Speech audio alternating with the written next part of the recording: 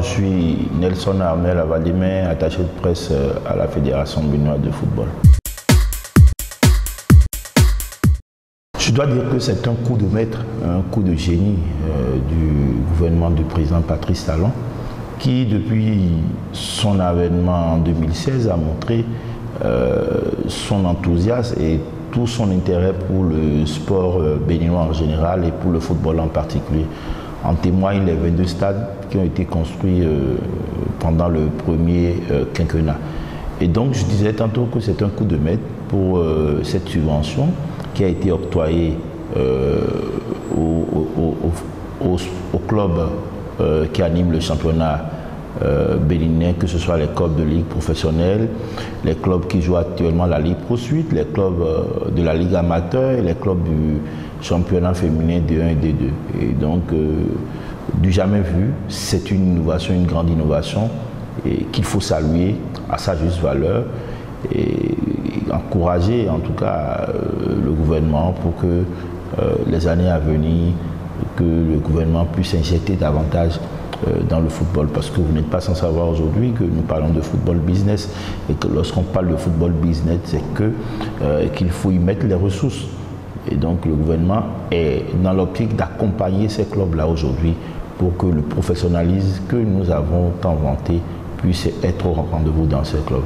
Donc saluons tous ensemble le génie du président Patrice Talon qui démontre tout son amour pour le football béninois.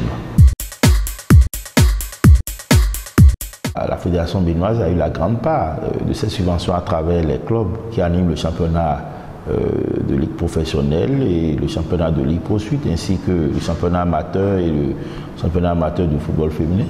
Et donc la Fédération a eu la grosse partie de l'octroi de ces subventions-là.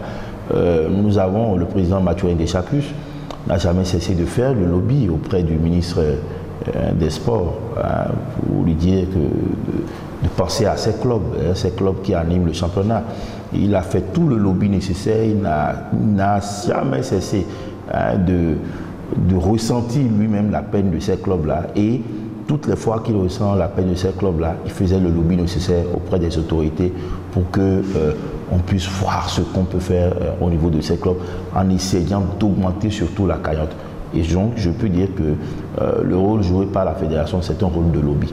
Et ce rôle de lobby, de plaidoyer auprès des autorités, a porté ses fruits. Et aujourd'hui, tous les clubs en bénéficient. Vous n'êtes pas sans savoir que cette équipe féminine a participé il y a quelques, je dirais environ un an, à ce même mois, était même au Maroc, a fait douter les Marocaines. Il y a une ossature qui existe. Alors, à cette ossature, il faut maintenant ajouter les jeunes filles qui évoluent dans le championnat, qui peut-être ont démontré un savoir-faire. Mais au-delà de ça, il y a des jeunes filles qui ont fait l'équipe U17 et qui aujourd'hui vont rejoindre l'équipe U20. Donc à partir de ce moment, on ne peut pas dire qu'il y a une équipe qui n'existe pas. Il y a une équipe qui n'existe pas, il y a une équipe qui existe bien sûr, et il faut le dire.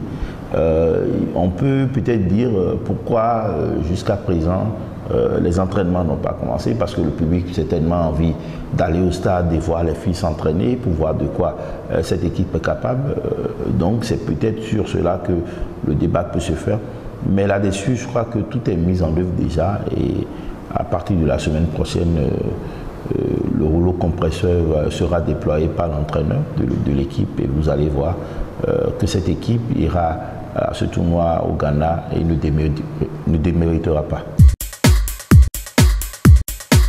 Ben, il n'y a pas de secret miracle. Je vous dirais simplement que nous avons un chef d'orchestre ici qui est formidable. Je veux nommer le secrétaire général de la Fédération béninoise de football, Claude Paki, qui vous incite à travailler dans une bonne ambiance, de bonne humeur, d'humour, et ce qui fait que vous avez toujours envie de travailler, et c'est de cela qu'il s'agit.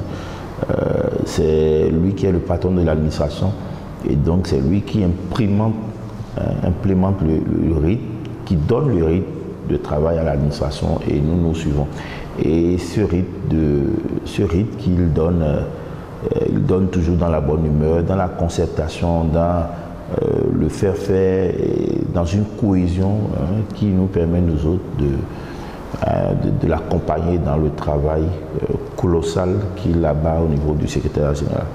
Et donc, je vous dirais que ce n'est pas, j'ai pas de secret, mais c'est l'environnement de travail qui est un environnement très propice à se donner davantage pour avoir des résultats. Parce que pour nous, à la fin du mandat du président de Dachkus, nous devons pouvoir avoir des résultats significatifs qui feront avancer véritablement le football. Et c'est l'objectif premier. Et donc, nous sommes là pour ça et nous ferons tout pour que cette réalité soit atteinte. Vous savez, vous avez toujours des difficultés. Partout où vous serez, vous aurez toujours des difficultés dans l'exercice de vos fonctions. Mais il ne s'agit pas de s'attarder sur ces difficultés-là. Il s'agit de transformer ces difficultés en opportunités. Et lorsque vous arrivez à transformer ces difficultés en opportunités, vous vous rendez compte qu'il n'y a plus de difficultés qui existent sur votre chemin. Et donc, j'ai toujours transformé ces difficultés en opportunités. Et pour moi, donc il n'y a plus de difficultés sur mon chemin.